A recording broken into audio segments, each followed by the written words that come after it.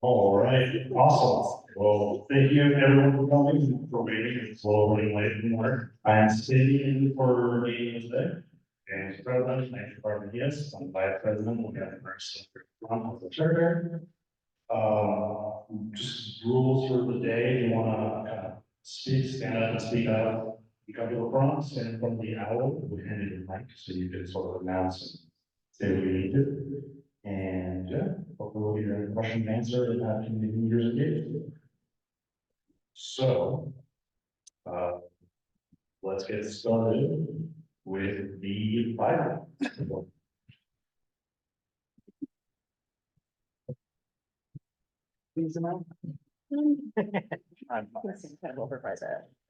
All right, hello everyone. My name is Firefighter Withers. I'm from Station 6. You guys are probably aware of. We're just over on 8 South and about 900 West. We just have a quick little rundown from our newsletter that we sent out. This month, we're just over a month past the 4-year anniversary of the earthquake that happened a couple of years ago. I'm sure you guys remember that, right, as COVID was starting up as well. So that made for an interesting month. That was March 18th of 2020 that happened. Thankfully, there weren't any major injuries, no deaths or anything associated with that major incident. That was good that worked out that way. And in conjunction with that, coming up is going to be the Great Utah Shakeout. You guys heard about the Great Shakeout drill that periodically happens. That's going to take place on April 18th at 10:15 a.m. You can go to shakeout.org/Utah and sign up for that. And so that's something that you can participate as families, you can participate in as businesses as well. What? You said April, did you mean May? This is April 18th. It was last week, right? That was last week. We're April 24th. What day is it today? So much. That was last week. We were working. We survived. Anyway, shakeout. You can still probably go learn something at their website if you want. But, let's see. What day is it today? 28th.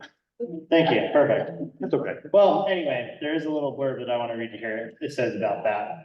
It says, shakeout underscores the necessity of having comprehensive emergency plans in place, including protocols for evacuation, communication, and post-disaster recovery.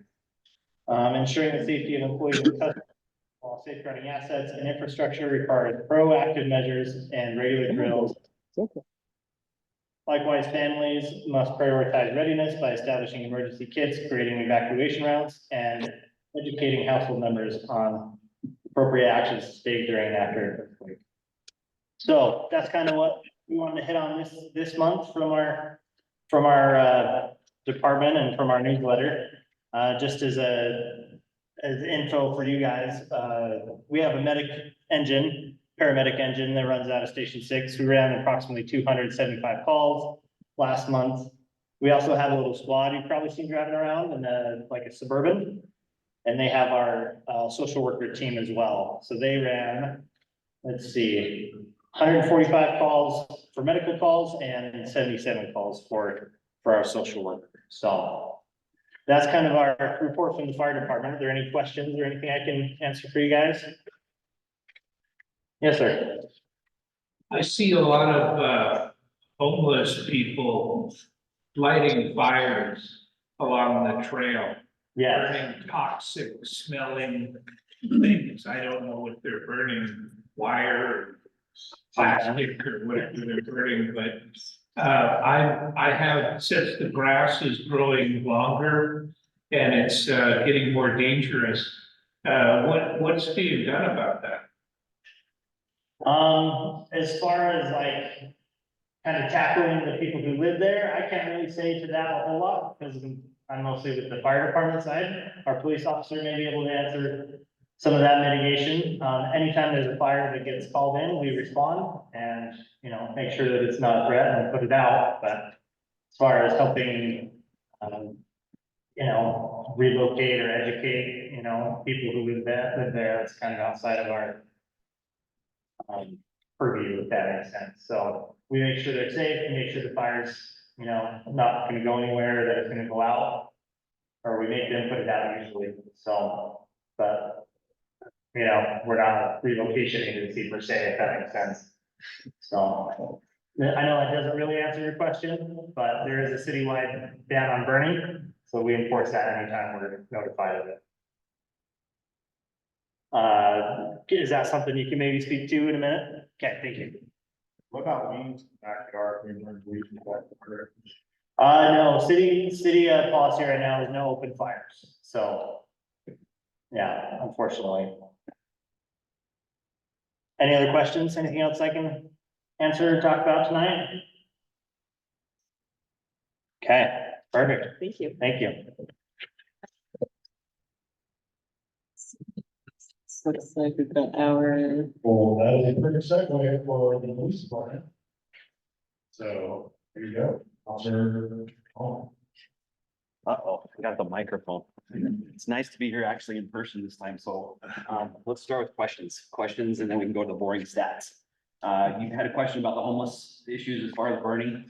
Yeah, any open fire, any open flame, when the fire department will be called out, will be called out from the camp itself.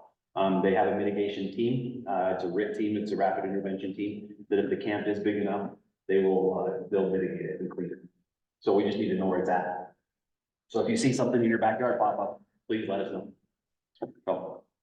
What I I'm sense another seeing, is now that it's warming up and people are enjoying the trail, a lot of people don't realize or don't wanna put their dogs on a leash. And it's kind of dangerous when you're, out wandering around and people don't think that they need to have their dog on a leash, so. Right. Are you noticing that problem? Oh, we have our off leash parks within the city. I just recommend you use those. If you do have a dog out there, if you see a dog on the trail, let us know. Yeah, nobody wants to get bit by a dog, so if there's one roaming. Unfortunately for the city, we go through the county animal services, so they would have to respond on some of those calls specifically. But yeah, call them anytime. Any other questions?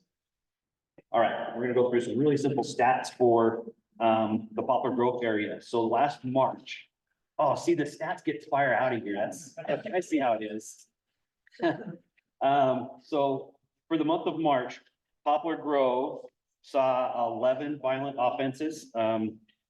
We saw, I'm getting old, I need glasses. We saw 4 robberies of others, so not business robberies, and we saw 4 aggravated assaults that were domestic violence. So those were our numbers were for this specific community council.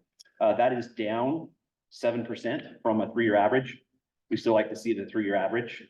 We'd still like to see that continue to go down. I think our 5-year average is, I think we're down 20%, which is crazy. For a 5-year average is 20%. That's a great number. We just want to stay on top of it. For property offenses, we saw 79 in Poplar Grove, with the majority of those being car prowls. So that's up 4.7% over last year. And we are up, let's see, we are actually up 28.9% in car prowls. So if you're seeing someone in your neighborhood that's, in fact, on the way over here, we just had a call for one that was on 17th South. So if you're seeing something in your neighborhood that doesn't look right, just give us a call. You see somebody trying door handles specifically, please give us a call, because that number is way too high for right now. We would really like to see that drop significantly. So for a total, we had 90 total crimes reported in Poplar Grove, and on average, we're seeing 112. So we're down 22% for this month as of last year. Good numbers. We'd like to see them better. You know, crime will never be stamped out. We'd like to see it. I'd love to lose my job if that were the case, but we're here until that happens. So any questions, concerns? Yes. So last time I had somebody try my door handle and I called the police, they told me there's nothing they can do about it because they could just have the wrong house. Wrong house? No, we need to call them. And if you get the most important thing, if you do call, is get a really good description. So if you have a good description of that person, we can stop and talk to that person and see why they're in the area. But if we just get a generic, homeless looking male, that's really gonna be hard to stop stop someone. We have to have a really good description in order to do that. So if you're gonna call dispatch, have a good description of who's doing what. Anything else? Kind of like in person now. Thank you. Thank you. Next, I have a parcel visible update. I'll take right here, so. Okay. Look at the mayor's office. Alicia had a family emergency, so she's not able to make it, but I have her slides. So let me get those ready. Read this and you can actually see it. Nice. Perfect. So let's see here. Looks like the Department of Sustainability has an open application process up until 40 minutes. So we're gonna skip right past that. I have Oh, a that's when they question. opened. Oh, sorry, that's a Yeah. long day.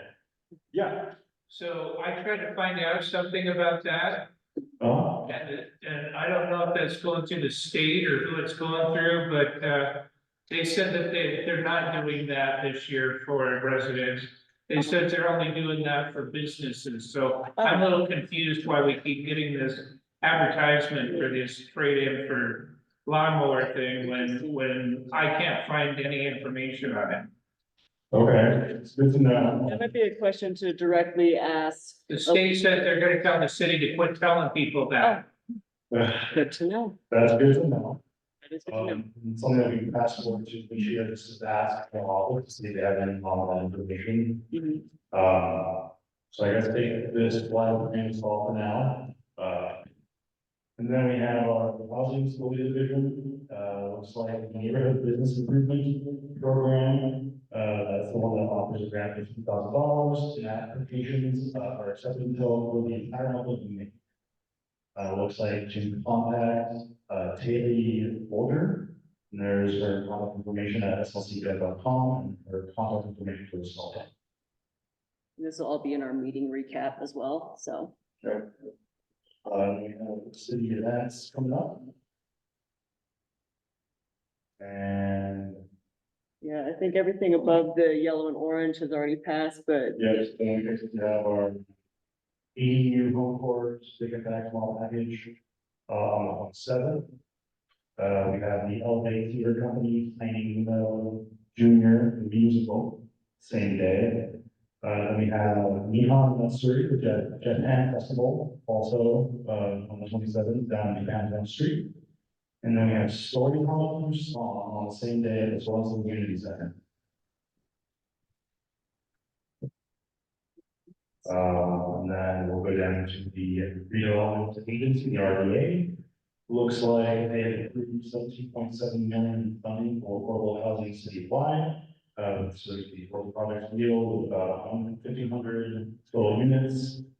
Looks like 430 units are going to be rented at 40% area of the median income. 163 rented at 61% of 80% AMI, and 264 units will be 3 and 4 bedroom units for families.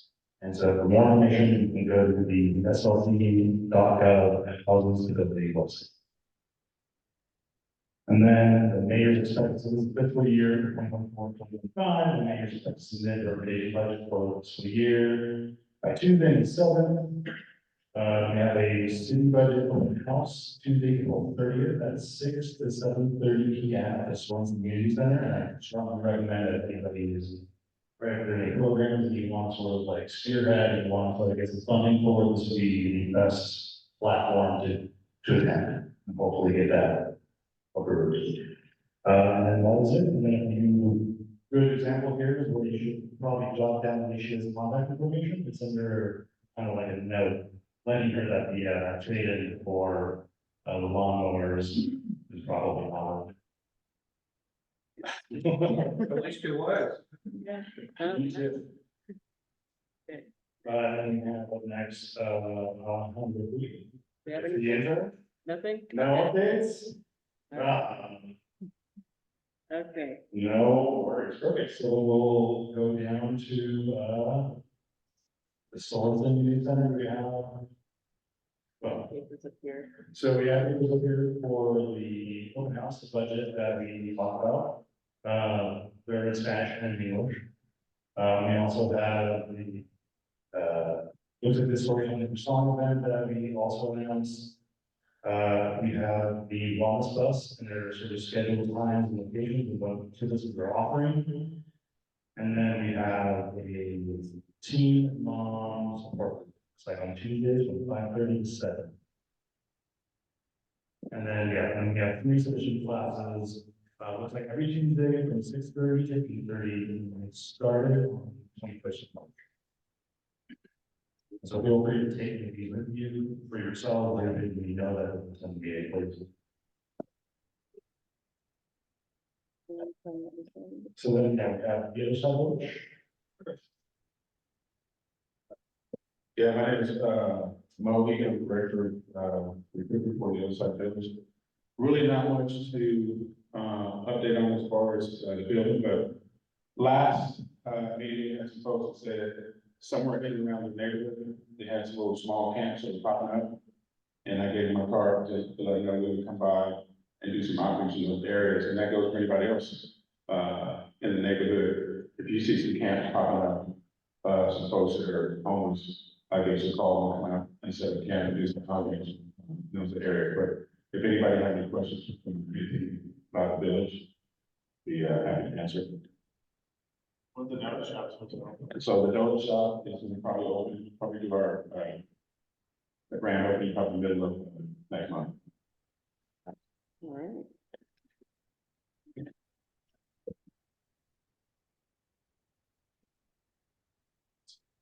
Next we have things like neighborhoods.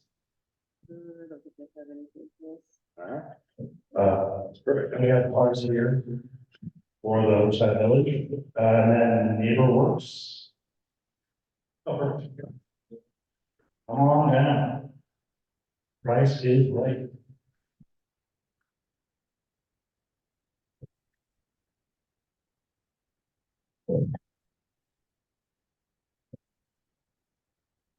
Hello, everybody. I think one of the main things I want to talk about tonight is that we have just went on a 45-day notice for one of our projects. It's called Malter Lanes. I brought those plans for anybody who wants to look at them. That, I don't know if for you guys remember that we actually submitted that about a year and a half ago. What we did, once we got those plans submitted, they got approved. And then we put that out for bid, and that come back at extremely high cost. And it wasn't gonna be affordable. Matter of fact, our costs were like up near $13 million to build 16 units. And so we went back to the drawing board and we did some revisions to it. It's been reduced down to 13 units. Before it had some underground parking. Now it's gonna have like stall parking on the outside. We lost 3 units. And so, just, I guess, basically it's back out for review. And if you guys want to see the plans, I've got them here tonight. If you got any questions for me, you can come up and we can talk about it. And then as always, like, Neighborworks still has some grant money, for down payment assistance. If you guys want to go onto our website and if you know somebody that might, need like a $25,000 rehab grant, then go online. And just, you fill out an intake form. Put your basic information in there, then we'll reach out to you about that. And then the city just gave us some more grant money, so that is not available yet, but it will be in the next couple of months. And then we also have, where you guys are familiar, the PIHO. That's where we go out and paint 13 to 15 homes every year. That's coming in August, and we are taking applications for that. So if you know somebody that, might need a fresh coat of paint. Does anybody know what PIHO is? Okay, so it's a thing that we've been doing for over 40 years, and what we basically do every single year, we put some teams together. If you have a group that you want to volunteer, put some teams together as we go out and we take applications and we go around.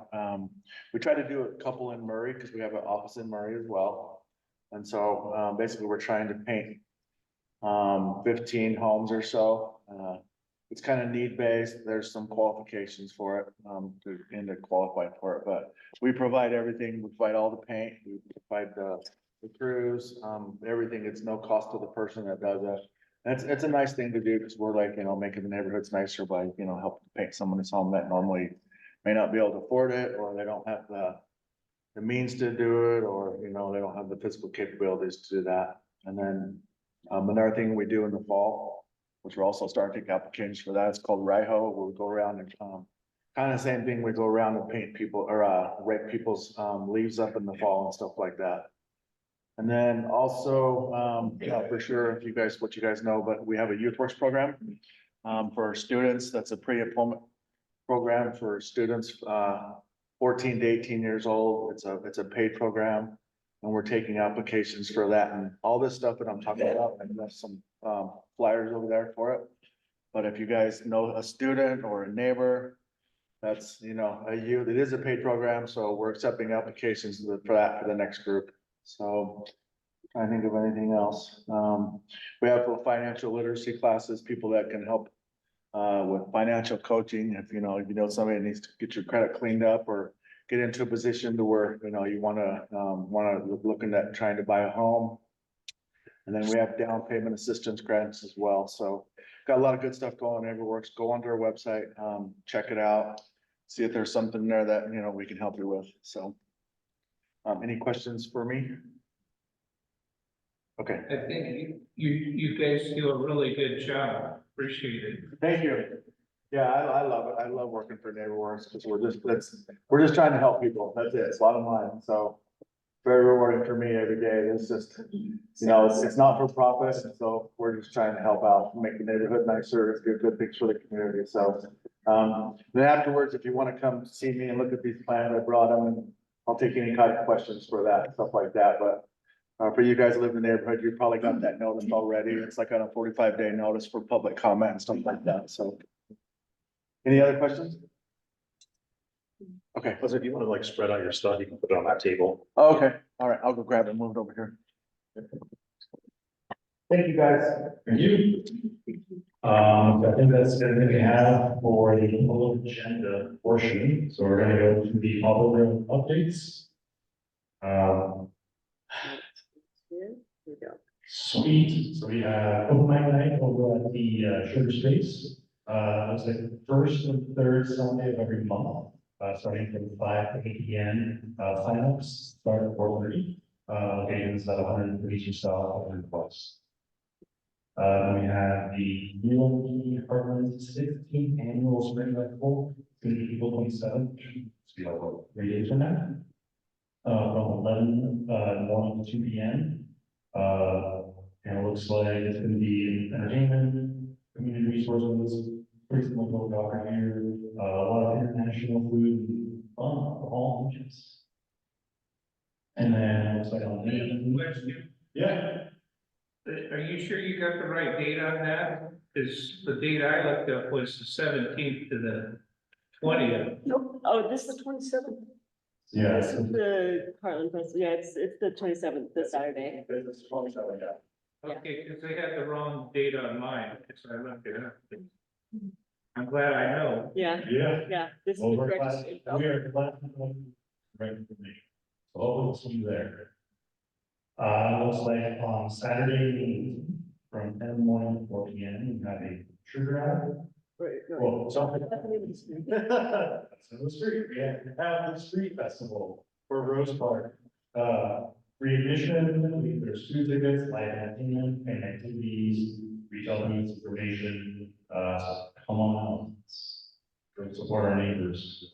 Rose Park. Yeah, if you're confused about the location like I was, Picture Drive is this like kind of curvy road, and it'd be between 1200 west to 800 north, it's just that strip right there. So, yeah.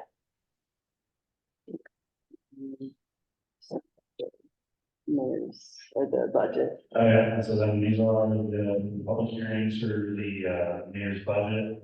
We have the open house again on the 30th at Sorenson from 6 p.m. to 7:30.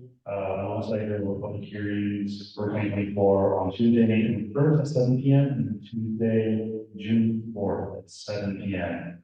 And then you can get reviewed like the notes over at cc.gov.com/council/agendas.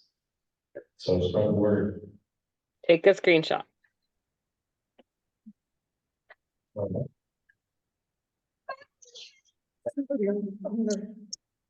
Come. Yes. Oh, screenshot here. Screenshot away.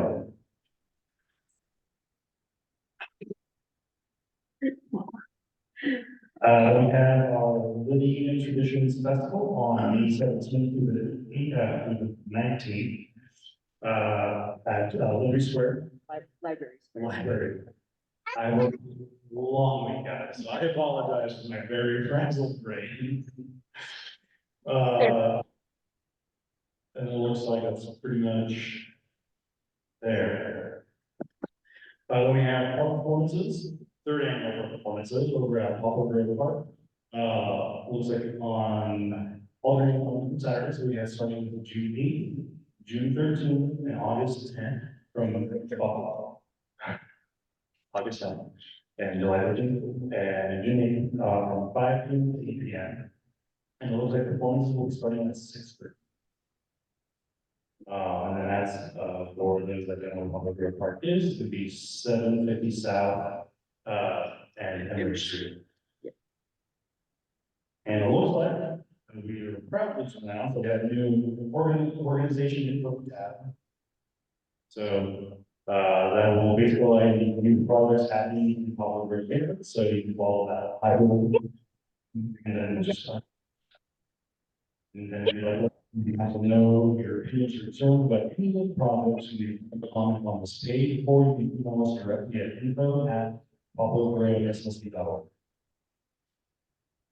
And then we'd like to call 43 Bakery, 43 Bakery for sort of sponsoring their treats tonight. We usually like to support local businesses, so 43 Street is the one we picked forward this month's meeting. So please help yourselves. They are free, they are delicious. Right. And then also there's special thanks to the neighborhood house for, as always, constantly hosting us. And yeah, we'll go to our public presentation sections.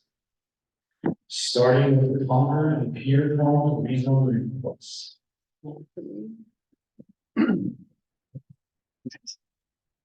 You guys don't need this. You guys hear me okay? Okay, I'll use it. You do because you can hear, Oh, good point, good point. Yeah, I'm here today to talk about a rezone request that my brother and I are submitting. Kind of wanted to provide you guys context with this first slide so you know where it is. So I'm not just kind of talking about a space. Concord and Pierpont convergence at I-80. And it's these two parcels right here. It's about a little under a third of an acre of property. Located on the dead end block. There's also a alleyway that runs right here. So it's actually separated on 3 of the 4 sides. It's a 10,000 square foot parcel, almost 11,000. The house that's on it, it's a small 2-bedroom house that was built in the 1880s. Charming little house. The earthquake in 2020 did do some serious structural damage. Has a brick foundation that was shaken, as well as the chimneys features that go through the house. So it's in a little rough shape, but we went in and did some repairs and it's still standing some years later. Next slide, please. So kind of just give you guys background on the property. In 2014, my brother and I in our early 20s working and studying at college actually bought the house. I was working at the Home Depot, my brother was working at a tennis club, and we were going to school and we bought a house. That was a reality back then. And it's a fantasy. And we're hoping to kind of provide an opportunity for other people to do the same thing that we did to get their first house. Entry-level homeownership used to be obtainable. I feel like it's impossible now for most people. And we consider ourselves fortunate and lucky to have gotten in when we did. In 2018, we did a lot line adjustment. It was done to create a conforming buildable box. Because when I-80 was created, they took the freeway right through the middle of the neighborhood and it left behind a half a parcel where a house once stood. That was just adjacent to ours that we purchased, and it sat there as a weird configuration, unbuildable parcel for a long time. So we worked with the city to kind of create a conformable, buildable box. You can take me to the next slide, I can show you what we did. Well, this is an aerial photo I found from pre-I-80, post-I-80, and you can actually see the neighborhood used to continue, which was destroyed. Next slide. So when we went through the lot line adjustment, where there used to be kind of this odd sliver shape, To meet all the city's requirements for the R15,000 zones, they made us create a very strange parcel that faces Pierpont. And these dotted lines are the buildable blocks where we can currently build a single-family home on both parcels that are, it's a pretty large buildable box. We estimate that you could put like 4,000 plus square foot house there. We don't think that makes any sense. So we're trying to do something that we think is going to be much more beneficial. We can go to the next slide. So what we're requesting is that the two parcels go from R15,000 zone to RMF 30.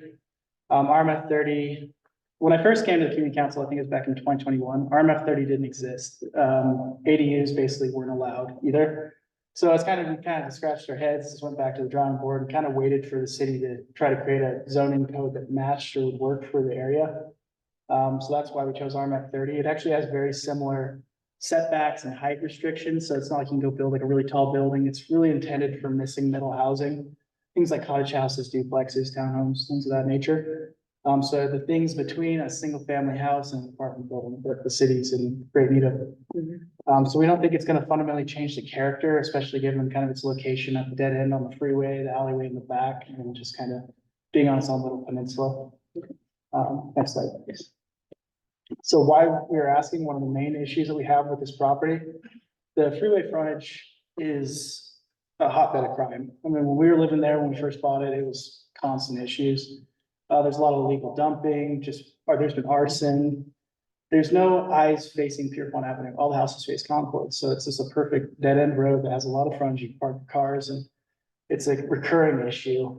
So we want to try to make a true street frontage on Pierpont, actually face the cottage houses or whatever we end up doing to face Pierpont to create an actual street frontage to kind of hopefully alleviate that. Oh yeah, hopefully alleviate the problems by having houses and eyes facing Pierpont instead of having it be an empty side road.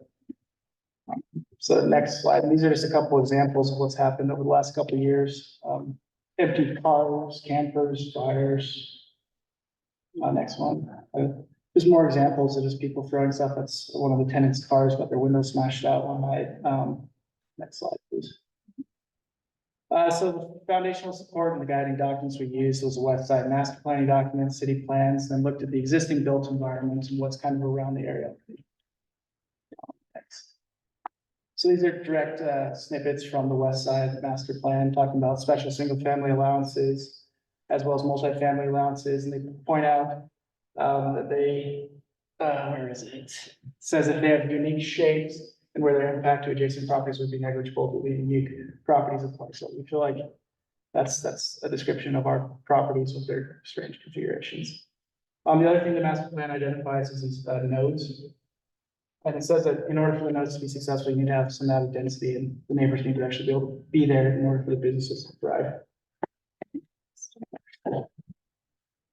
So much of Poplar Grove, if you look at current zoning for R15,000, which is what is assigned to the majority of the area, the vast majority of homes within Poplar Grove couldn't even be built today if they were all leveled and they couldn't replace what was there because they are much higher density than what was adopted in 1990. Next slide, please. This is kind of a tedious exercise I went through, and it was basically just looking at parcels that either weren't 5,000 square feet or didn't have like the lot widths. So there's actually a lot of non-conforming uses. This is just kind of showing the sizes of the parcels and what currently exists that wouldn't be allowed today. This is the parcel here, and this within close proximity. There's other fourplexes, there's an eightplex, there's a couple of commercial uses within close proximity. Just kind of further demonstrates the mix of uses. And these aren't plans by any means. There's no development plans yet. This is kind of just to show what is allowed with RMF 30 and different examples. Any project that I do, I would pay homage to like the old architecture from like the turn of the century. I love historic preservation. It's like right on my alleyway. So I want to, whatever I build, I want to match it. I hate all the townhouses you see now. They're all the square, uncreative. What, you don't like boxes in your neighborhood? I would be ashamed to put my name on a project like that. So anything I build, I want to look good and fit the character of the neighborhood. So these are cottage home developments, sometimes called tiny homes, which I think is just kind of it's like a slur almost. But there's individual houses that are usually share like a common court area. with our configuration, it probably wouldn't be exactly like this, just because we're on the corner, we probably have them all face the street. Detached single families just with smaller setbacks is another one.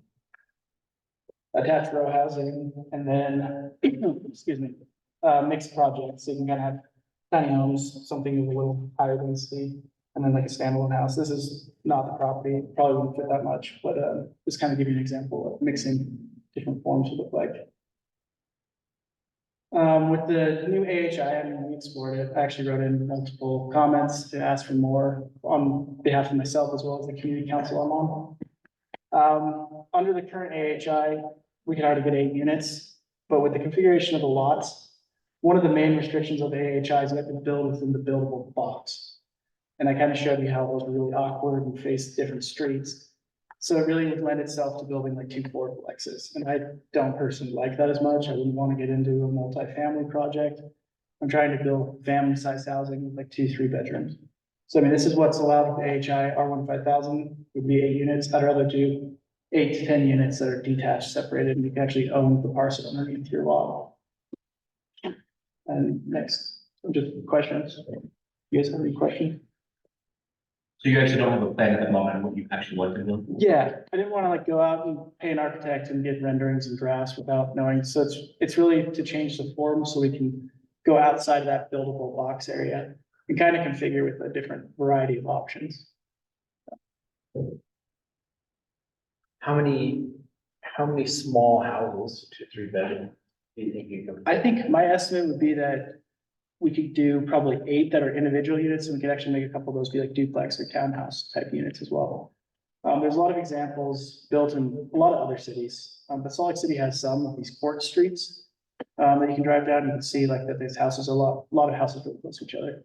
So we figure we could fit 8 to 10, and then probably could up the actual density if we did like a split wall and have individual parcel, and it'd be two separate occupants each side. Are these for sale or is this? Yeah. And what do you think So the intention would be for sale for sure. and what kind of price? So given the size, kind of the location being next to the freeway, we don't expect any of these to go above like the median house price for the area. I mean, they'd be smaller, more obtainable. I mean, we try to price them as fair as The possible. median price for the area or for Salt Lake Yeah, City? for the Salt Lake area. City is $550. Yeah, no, I think for the area itself. If you look around, there's actually a lot of houses that would be similar to this that are for sale currently.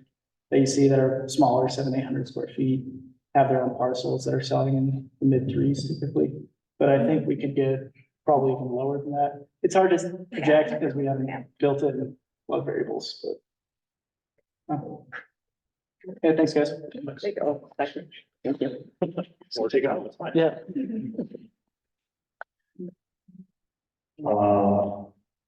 Up next, we have the Westside developments with Kelsey Berg. Larry H. Miller. Yeah, Larry Schmiller. Let me start sharing. Let me just make sure that Kelsey can share. Okay, you should be good to share your screen. Okay. Hold disabled. Oh. I'm trying to get over there.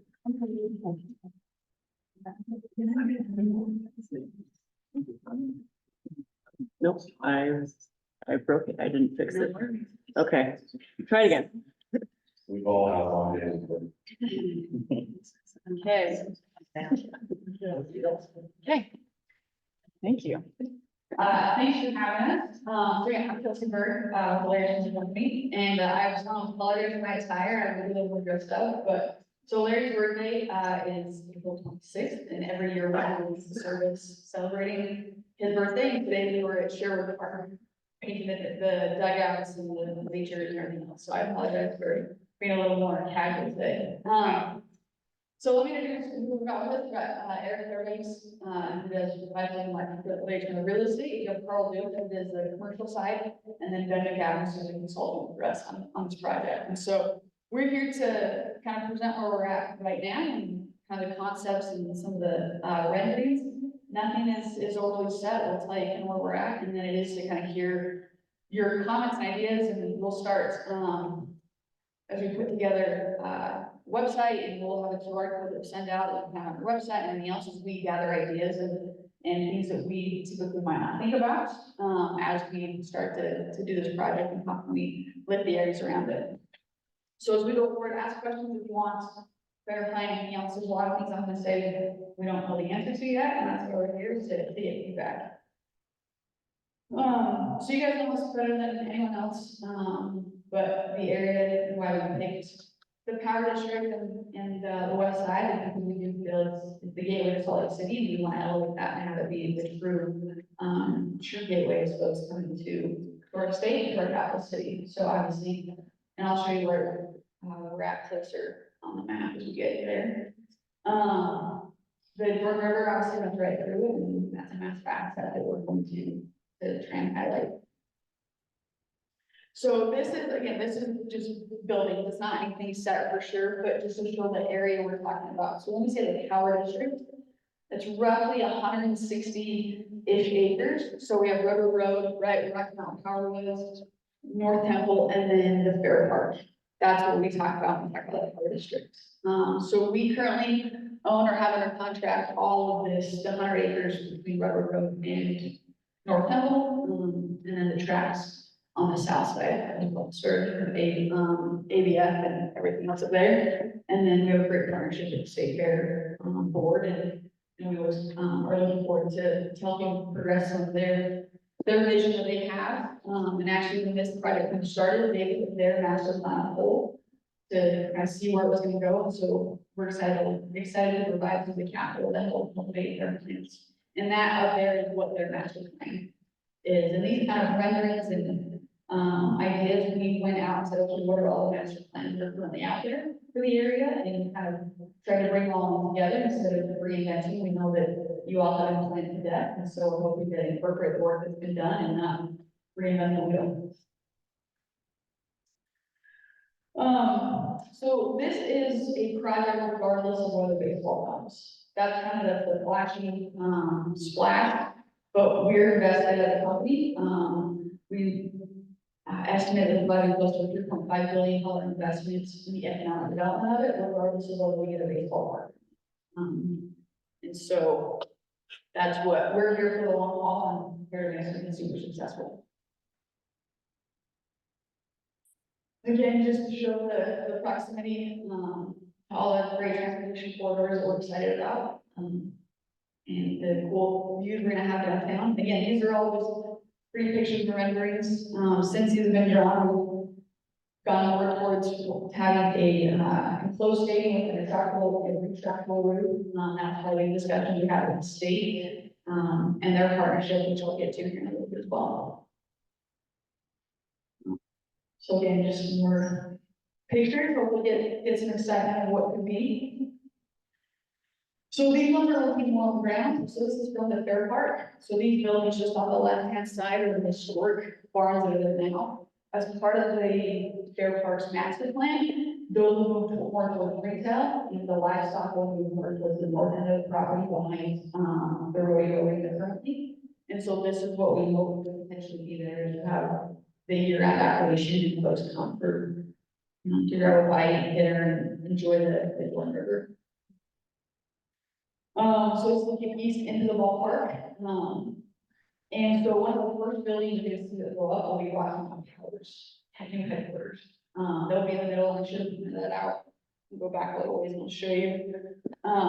So this right here in the middle of the property is the Rocky Mountain Towers, those are headquarters, and they've been a great partner. They originally wanted to put their headquarters on the river, we wouldn't, but we went and said, hey, can you work with us, because we view this as the ballpark here, it's an incredible opportunity. What about all their storage yards and things that are currently there? Are they gonna move those? What are they gonna do with those? Yep, don't move them. And deal with, and that's their. That was a strong arm slot. It is, yep, it is. So that's the thing, is one of the key is, we're trying to, if we can get the FAA to give us approval to do a drone up top, so take a picture of what the site is already. Some of the concerns we've heard are, are you displacing people? What's like this, if you aerial map it right now, is a whole lot of nothing. I mean, you have some buildings, industrial, things like that. But this will eventually just be the end, and if you have concerns about Star of India, we have talked to, Farm, and we're in the process of helping her find another suitable location outside of the Ramada. Helping her continue to be successful, so, does that answer your question? Yeah, but Yes, so it'll be all. suspected seems. So this side, right along I-80, there's a future substation, so some of those things will stay. Decisions on the steam stacks have not been decided yet, there's a lot of different varying opinions, right? Some people love them, some people hate them, some people want us to pay them with baseball bats, some people want fireworks and fire issue at the top for home runs, or all sorts of stuff, so those are all decisions to be made in the future. Guys, if I want to do any fish management, that's a good side. Yeah, so we have had conversations with like Senator Escamilla and Senator all from there once in a while, and so I think from a philanthropic side, we can that meeting. I think there's plans for that, and we engaged on how we can be part of that as well. So, but that's not for the overarching project.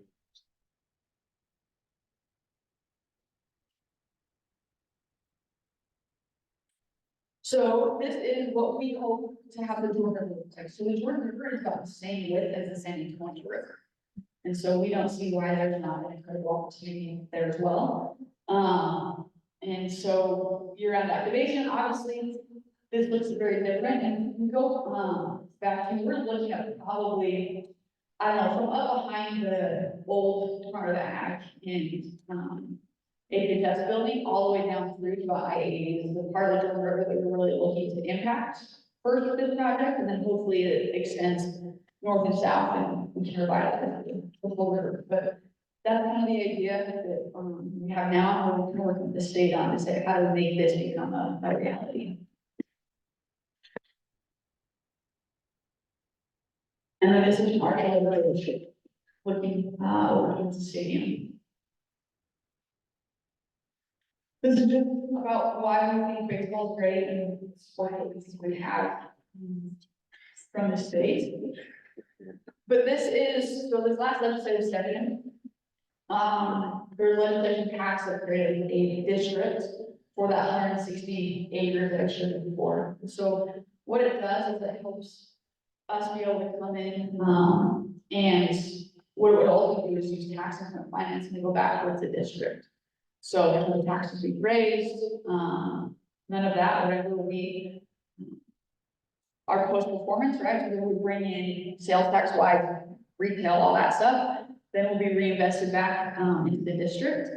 And so some of the legislation that was key is that the state would be a partner with in the ballpark with us specifically. So if we get a franchise right now, then a 1.5% tax on car rentals, which 90% of them are out of Salt Lake City Airport, would help pay for the state tax, and the state would own the land underneath, including the stadium. Hopefully we as the team would then be the tenant and rent the stadium, and you would take care of maintenance and landscaping and all of that fun stuff. And the state has cool amenities to use this year round. If you want to look, I don't know if any of you are baseball fans, but the Braves, the Atlanta Braves, they have a tourist park, it's called the Battery, is their commercial development. And that's kind of viewed as the gold standard when it comes to mixed use sports districts. And that's what we're trying to emulate, is how do you have a year-round activation so that it's not just when you have a game or when there's a fair going on or something like that, but it's the year-round, you have concerts. I mean, there's all sorts of things that they've done in Neighborworks stadiums across the country that we're excited to try and implement. So that's what the state's interest is, and so they would own it. We have until 2032 to get Major League Baseball team, or that part goes away. The team would have Utah in its official name, and then, like I said, we would make monthly payments back to the state for the duration of a 30-year lease, and in 30 years, you have a chance to renew. And if we left the stadium, the ballpark, before the 30 years was up, right, that we could repay all of the funds. So the estimation is that the ballpark cost 1.8 billion, so the state is authorized for up to 900 million of that, but that only kicks in if we get a team. And then, like I said, here's the stadium funding, the ballpark funding, right, the car sales tax, and then the sales tax generated within the district, so not any wider, but just whatever we create then gets invested back into the district. And then the district board, which is being put in place now, it should be in place in the next month or so. The governor has 2 appointees, one from the state airport board, and then one from the Westside. And then the president of the Senate has an appointee, the House Speaker has an appointee, Salt Lake City has one, and then that board can choose 2 non-voting members to sit on the board as well. And then obviously the 1.3 for the $3.5 billion investment in all public safety investments, and we're working on the state fair part is a big part of what we're trying to do. And that was some of the first big changes you see is trying to help the state fair with some of the measures that they put forward, parking and things like that. A couple of things during the session is we worked with Wasatch Regional Council to get a $500,000 grant to be able to do a transportation study for this area and regional area. And what that's gonna look like, and it just went out for an RFP. And what that'll look at is, and I wish Stephen James, who's our chief vision officer, he has an eloquent way of putting it, is it's kind of like when you have high tide, which is when we have ball game, or you have a state fair, that's when a lot of the rush comes in. But then you think about low tide, there's the tidal pool, right? There's the things to go do and see, and there's a lot of tidal pools in this area, and we want it to be as successful, the infrastructure to be successful when it's low tide and when it's high tide. And for a lot of residents, how do we increase that? How do we have more bus transit, more availability to get to the tracks? Obviously, the temple is a massive asset, they have that tracks in there, and so we're trying to learn to say, how do we look at both situations, not just be successful when we've got high traffic, but also be successful for the residents. Yeah, so like I work right by the airport, and every morning, right, when I come back home, it's pretty heavy traffic. And you also have like the highway entrance, it's like right off in that corner, like, how do you guys plan to sort of mitigate high density traffic, like rush hour, people trying to get to work, or people trying to like, get home, especially like if there was a game or like some high populous sort of activity, because that, like it takes me maybe 6 minutes to get to work from my house. I live on 6th and like 9th down over here. And on a bad traffic day, it might take me like 35 to 40 minutes to get home. Yeah, hopefully that's what the study will tell us. Okay, because the other option is like trying to go to the train track, and if the train's running, then I'm just trapped. Like I literally can't go anywhere. Yeah, no, we've heard, how would you say about the train as well, we don't live here, but we've been stuck a number of times. I can't imagine that works for you guys, that live around here. So that's what we hope it'll look at. And to help, so it's a partnership with UTA and with UDOT to say, okay, how do we have our own off-ramps work better, right? And we're gonna study that as we place locations for the ballpark and some of these other roads and areas, and how you have an easy on-off, egress, ingress, where's parking go? How do you have it work so that the left turns and it works for people to get in and out quickly for those big ones, but also hopefully it's easier for you folks that live here. And the same thing, right, getting a track and those other ones. So, yeah. Speaking of transport, have you all had any plans for the Folsom Trail bringing that westward? Yes, so all the trails within that, there's even some talk about Temple, right, connecting some of those other areas. So yeah, working with the city a lot on those to make sure that it all flows and works well together, and that the great opportunities through there. Okay, these are all fantastic plans, but I heard these same plans in the 70s to what they were gonna do, and nothing ever was done with them. Is this gonna be following the same setup, or have you got this specific date to where you can start and have this going? Well, we have already purchased all of the property in that area, and we're working towards that. Having the legislation is a big piece. We, like I said, right now, Carl will start building their building. When Carl?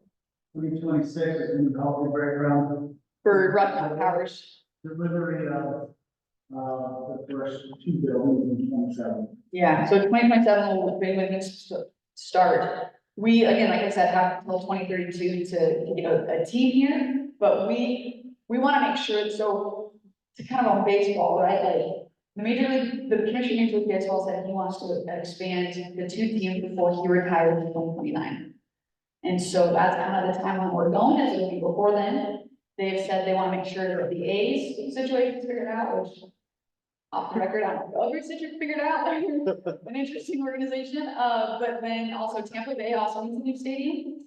And so those are kind of the 2 things, and then they'll come up with the collective bargaining. and that's when, we've been told that the expansion will come with it. And so getting prepared for that, we wanna make sure that, one, we have a lot of groundwork laid, and that this is an incredible area that everyone can come in and say, yes, let's elevate. And as has been previously discussed in this meeting, that part of Middle Temple has quite a few challenges. And so not only when you talk, some of the crime and, elements over there, you got the Wood River, we want folks to be able to look at it and truly say, yeah, this is what it can be. And so we're trying to work with the state now. We had a great meeting, with DEQ and DNR earlier this week to start moving through some of those things and saying, okay, what do we have to jump through and get started to do some of those things. Okay, so maybe in my lifetime. Yes. I can promise you that.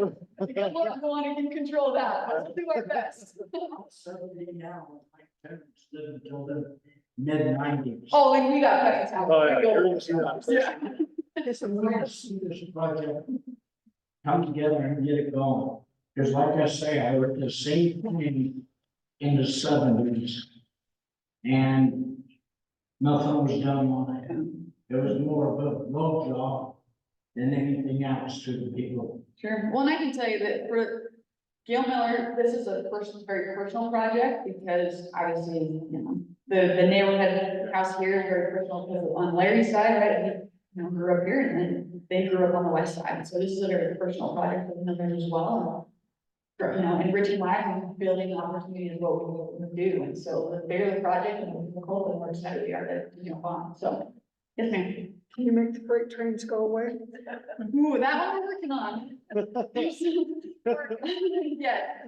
So then also the real grand plan, where does Larry H. Miller stand on that? So we have watched that, but I don't think that we're overly involved in that, Carl, so. I think it's a wonderful idea, but. Yeah, so we would support, all big ideas, we're a big idea company, and so, but we've just been watching it from afar. If you could make the freight trains go away, that would be really great. Yeah, no, that's, 100%. we can try to mitigate them as best we can, so. Will the Gateway Mall be affected or by these changes? We hope not. I mean, the Gateway has an incredible opportunity and we hope that they can, become what I think they're working to become, which is more of an outdoor environment. But we hope to bring in new opportunities and new areas and highlight local too. That's the mix, is we want to provide awesome opportunities for folks here and highlight cool businesses here, and then hopefully just elevate everything and bring in things that wouldn't normally come. Yeah. So like to bring it back to the baseball team, just like, is there any kind of action that's like needed by the organization from you guys, right? To sort of like start preemptively getting ready to like increase the probability of actually getting a team? Cause like, I'm curious to know what happens if like the team falls through, then like, what's like plan B or C for that space? So then we can go back and figure out what incredible opportunities to put along the Jordan River and still have a great, activated area of shops and retail and everything else. Having the district and the funding and saying, hey, the state, Utah is willing and ready, and we could start on a stadium tomorrow is key for baseball to see. And it's a good thing because we can avoid a lot of the public fights that have been out there when it comes to stands in the past. And it's important for Major League Baseball to have a public-private partnership. They want to make sure that the community is invested, that there's going to be support. And so I think having that is what we view is, okay, we've got that good foundation, now we have to go and get the site ready and make sure that if they say go, then we can get started. Speaking of a freight train. Exactly. So, yeah, I would think it's 8 o'clock at night, Yes. right? That train might be 2 miles long, right? So it can cut off this neighborhood in 3 directions. Right? Yeah. So you're gonna have to do it. You can't get around it.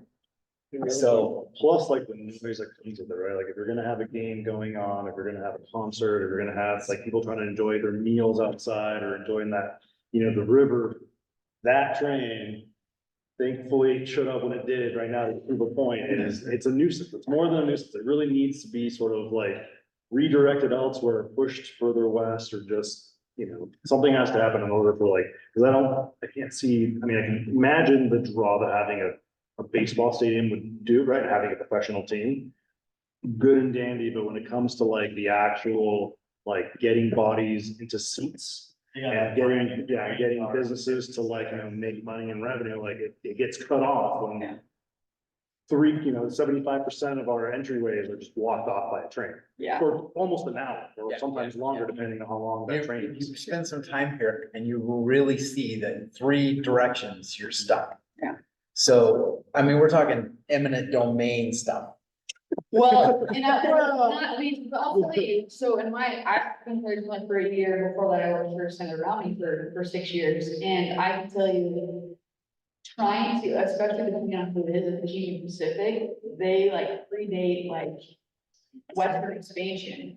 And so No, they don't. Union Pacific does. Everyone showed up here with wagons first. I think that's, everyone knows that.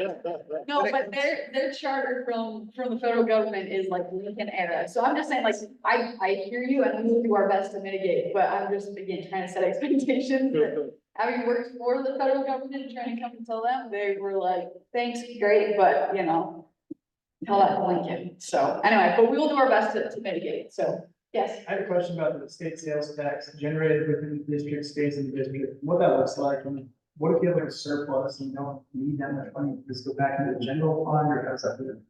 Yeah, so I guess a important part to clarify that too is, so as part of that, we will make, do agreements with the city and the county and the school district to make that whole, right? Because otherwise they get part of that sales tax. They get what's generated now, which honestly is not a lot. And so that will go in and hopefully help elevate everyone around it. So there's not more plans out than that, but that's kind of the idea. And we'll go through. So the sales tax, state sales tax proceeds would, part of that would come back to the city. Yeah, tuition for services and everything else that they can do what they do. Well, yeah, I mean, we'll make them whole and there'll be hopefully more and we'll go out and say, okay, how does that work? So. Sorry, I just don't follow that then. So how does the tax remain in the district or not? Yes, so the sales tax will come back and then come back to the authority, to the district, right? So this board that's created, that's where it will come back and be reinvested back into that specific area. Just like the RDA. Kind of the same idea.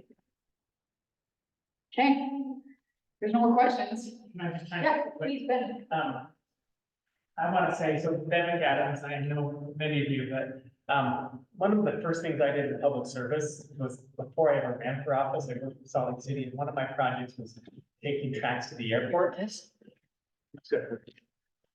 One of my first projects was taking tracks to the airport. So I can't say in the 1970s, but I can say in 2009, we were talking about, if we take tracks to the airport, we're going to see all this investment, this all, places to eat, jobs, exciting places to go. I'm so excited to see this now happening and what this is going to do to that area. When you talk about the sales tax increment there, think about what's happening on that side right now. The sales tax coming from that land is almost 40,000, zero. yeah, it's like 40,000, I think, a year. Yeah.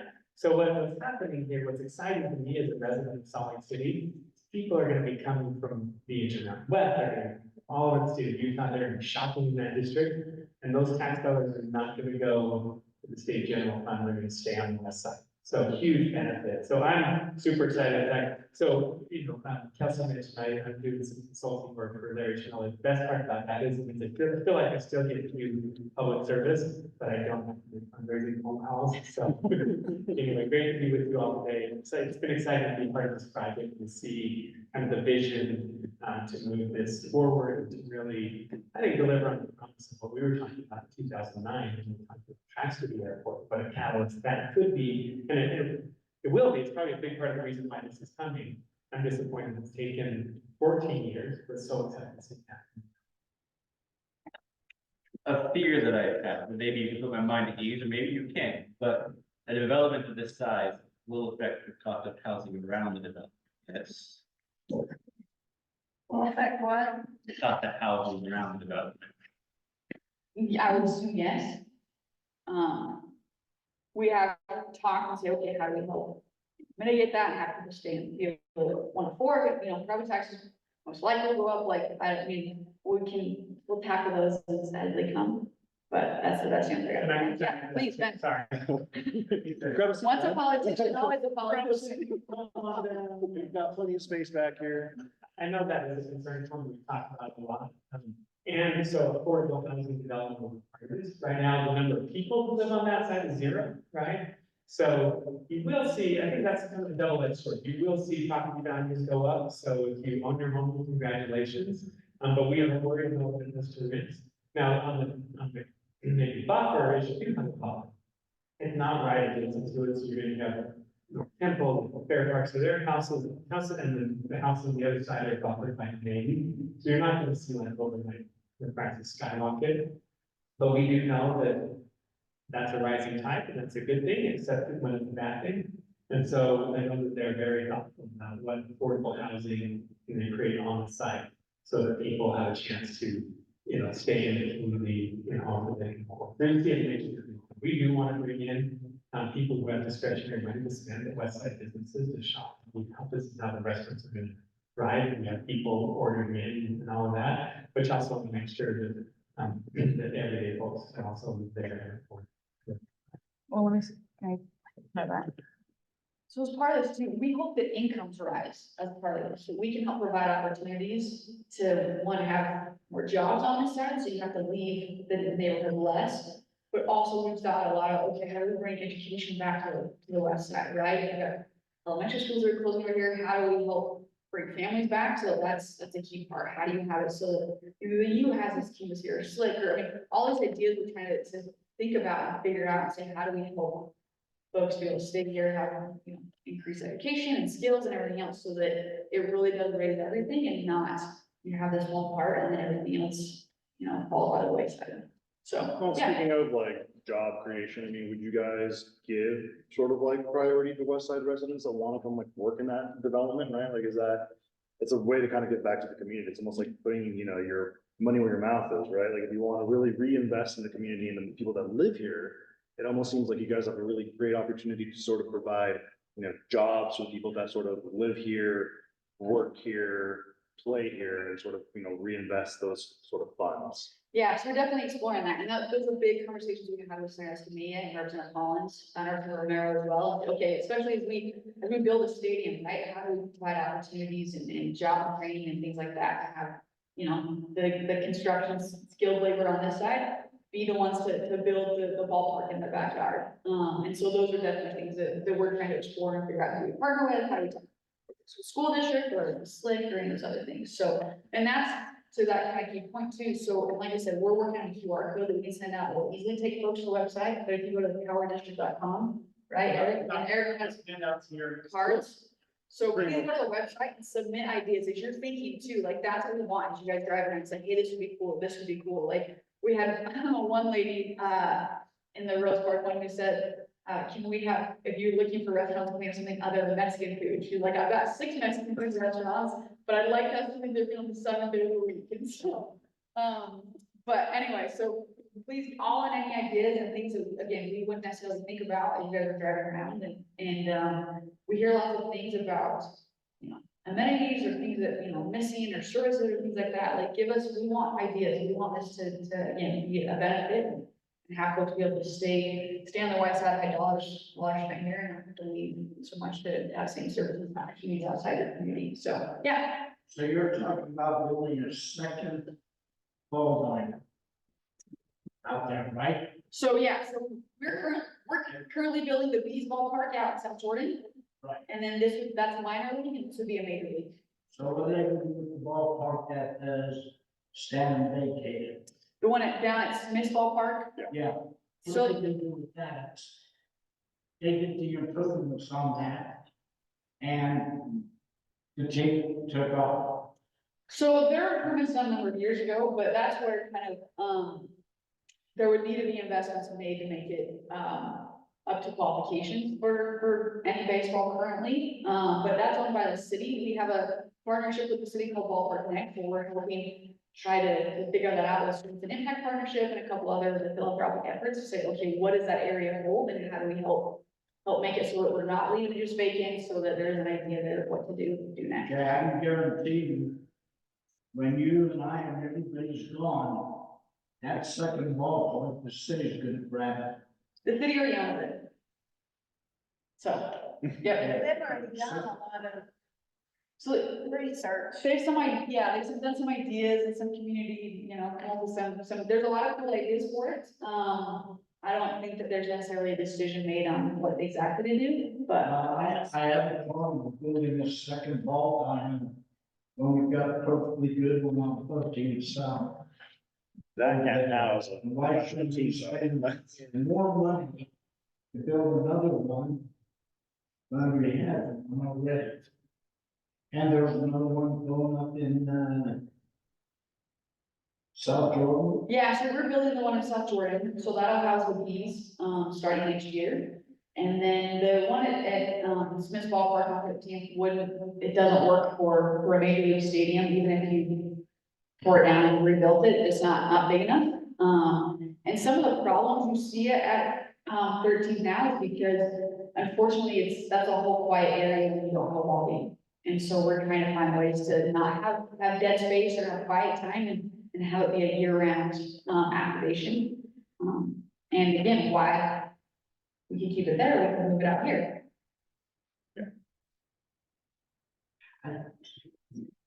It just doesn't seem like they had 3 different ball parks when they get built and have one totally dedicated. Well, Smith's is gonna get retrofitted into something else. They submitted. That's gonna be torn down. Yeah. Yeah, it'll be something great for that neighborhood and the amenities that they need there. Yeah. So, and we're committed to the city to figure out what's there. And I just have like one final question. Yeah.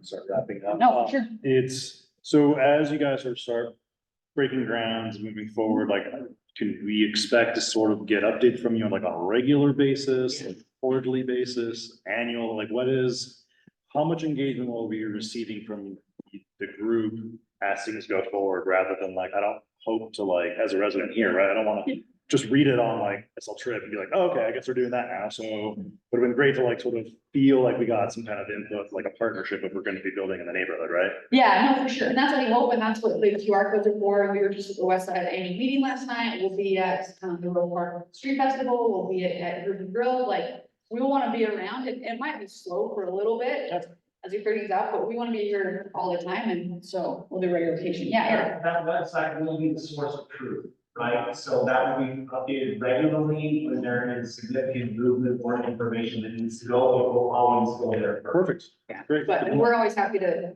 come present. So yeah, Daniel, we've done a couple of things, Westside Coalition, some of those, and that's where Daniel reached out and said, hey, do you want to come to us too? I said, we're great, we're happy to. So I think we've got just the Fair Park Community Council left, and then we'll get all of them for this set, and then as things progress forward, we'll be back. So, but yeah, please don't hesitate to reach out. Perfect, thank you. Okay.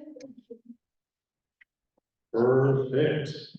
Well, that sort of ends the public presentation portion.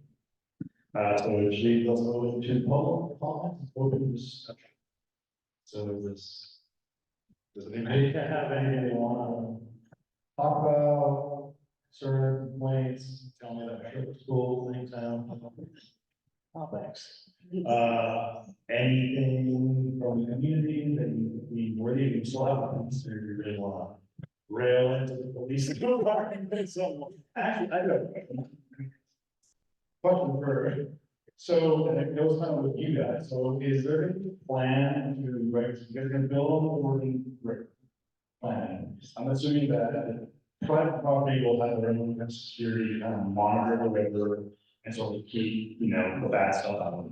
But is the police department gonna have all the unit to sort of like outside of the property portion of that? Was trying to get a specific unit or squad for the river. So that's all they would do is patrol the river, they would respond when you see their calls, other than those. So, I mean, I'm sure there's stuff in the work. I know we have a lot of officers that off duty work for Larry Jones, so. Oh, yeah. So I'll tell you that in their legislation, dollars are set aside to pour back into that public safety. Okay, So. yeah, that's fair enough. Okay. I think that's all I have for that. Anybody else? Guys, I love this. I love getting able to host my first meeting and get done record time. So before you guys leave, please feel free to come up, grab, some pamphlets, some information such from the Power District, grab some donuts, refreshments. You got handling. Oh, I was like, oh wait, I forgot about We're just here for the entertainment. Oh,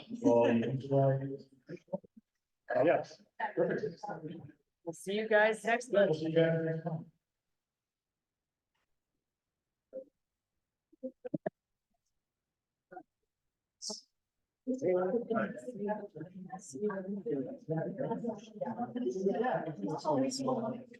That's amazing. That's good.